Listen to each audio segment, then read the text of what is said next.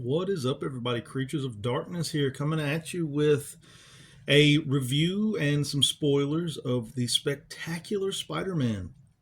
There will be some spoilers in this, so if you have not seen this series and you want to see it, come back and watch my video after you've watched the show. In my opinion, this is one of the greatest Spider Man cartoons they have ever made, and it's a damn shame that it only got 2 seasons. I really can't tell you how amazing this series is. Like, instead of making us sit through an origin story that everyone has seen a million times, we start with the pilot episode, immediately establishing Peter's adjustment to being Spider Man. And the pilot also introduces key characters from the comics, like, Gwen Stacy, Harry Osborn, Aunt May. It also does an amazing job of setting up villains as well. Um, like the Vulture, Green Goblin, Doc Ock, Sandman, and Venom. I really like the way they seem to capture the comics accurate Peter Parker and how he's really trying to handle just being a high school student and Spider Man at the same time, which you could imagine would be immense pressure for a teenager, right?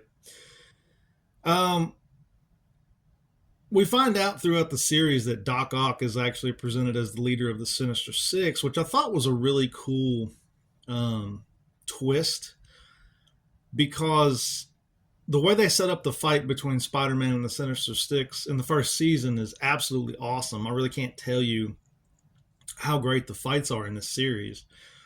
And the first season in general is just great for systematically setting up his rogues gallery.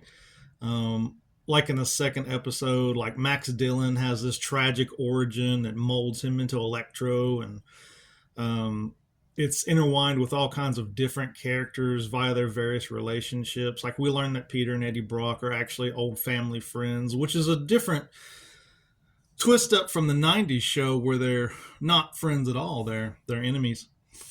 But then we also learn that they get to work together at Doc Connor's lab. And the Connors lab is also where the tragic accident that creates Electro takes place, which gives both Peter and Eddie a personal connection to the villain, which is pretty cool.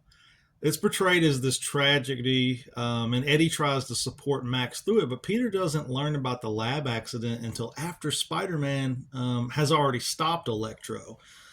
So that kind of made Peter feel like he didn't try hard enough to actually help Max.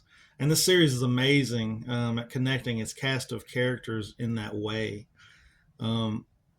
I really like how they made Doc Ock the leader of the Sinister Six in this series. Like, if you remember the 90s series, it felt like he was kind of like just a useful idiot of Kingpin, right?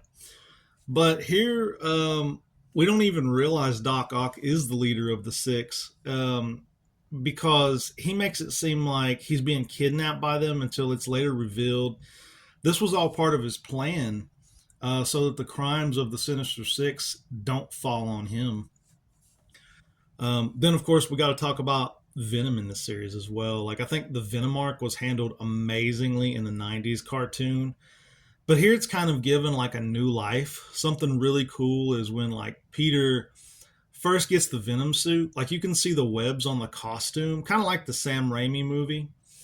But the more he starts losing his humanity because the symbiote's like taking over his mind and, controlling his thoughts, the webs on the suit start to disappear and it just becomes pure black, which I thought was a really nice touch. The coolest thing about the suit is him taking down the Sinister Six in the suit. But it was weird because the fight between him and the Sinister Six was really cool. Like, really awesome. Like, the fighting series in general in this series are just really cool. Like, I can't recommend them enough. But it was weird because Spider-Man's quiet. Now, that's unusual because we know Peter Parker likes to tell jokes and stories and make fun of his villains to throw them off their game because it's easier to defeat an opponent that's angry, right, or distracted. But here we notice Peter Parker isn't really saying much, which is very unusual for the character. And he's quiet throughout the entire battle. And we know that's not like Spider-Man. So what we actually find out later is that Peter Parker was actually asleep throughout this entire fight, and the suit was wearing him, which was a really creepy touch. Like, I thought they did an amazing job with that. And it kind of reminded me of the 90s series. You guys remember in the 90s when Peter had the Venom suit and he wakes up and he's like staring at himself. He's actually hanging upside down on a web and he's staring at himself, looking at himself in the window of a building. And he didn't even realize that he was in the suit to begin with because the suit had basically taken him for a ride. This is kind of like a new way to look at that, but I thought they did an amazing job with that as well.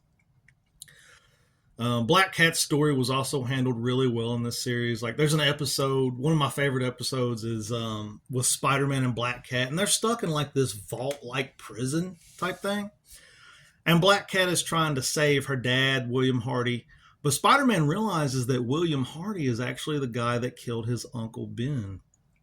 Now, to my knowledge, this is the first time that Uncle Ben's killer was actually ever named. I know they did a comic about Uncle Ben's killer. I actually have that comic somewhere, but I think it was just a random guy. But the way that they tie it to Black Cat in this series, I thought was cool. But this was a really good episode because throughout the episode, we get to see Spider-Man really hates William Hardy because he killed his Uncle Ben, right? And we see that William Hardy actually feels bad for what he did, and he actually stays behind in the prison because he believes he should be punished for what he did, and he helps Black Cat and Spider-Man escape. And Black Cat kind of leaves feeling, sad because her dad's still in prison, but Spider-Man leaves thinking that, justice has been done because the guy deserves to be in prison for what he did, right?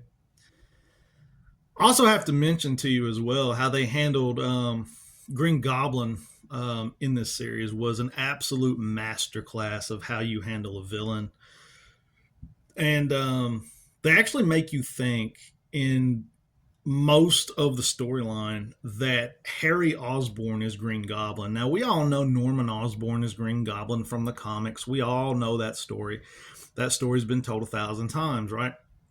But the way they set this up, it really makes you believe Harry Osborn is the Green Goblin. But what we find out later is that Norman Osborn has actually been setting up his son. Like, after him and Spider-Man fight, he would put the costume on Harry. And it actually made Spider-Man think that Harry Osborn was the Green Goblin when he took his mask off and saw Harry under the mask. And we figure out that Norman Osborn actually was the Green Goblin the entire time. He was just setting up his son to be the Green Goblin. And he was actually paying the Chameleon to pretend to be him anytime the Green Goblin was around, so it would look like it was his son instead of Norman. Now, unfortunately, when Disney bought Marvel, all the rights to the animated TV shows got swept up, and unfortunately, it canceled this series after only 2 seasons.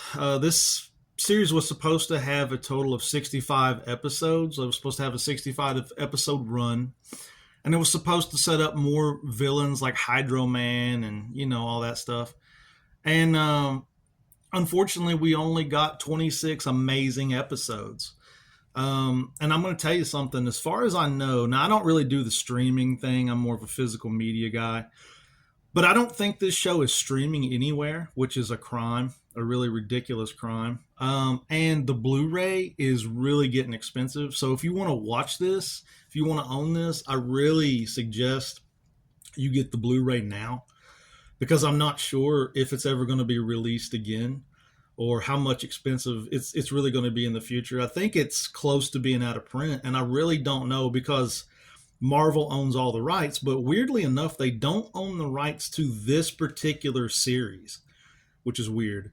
But I don't think this is ever going to be re-released again, or if it is, it'll be a very long time from now. It would be a rights nightmare to re-release this on DVD or Blu-ray.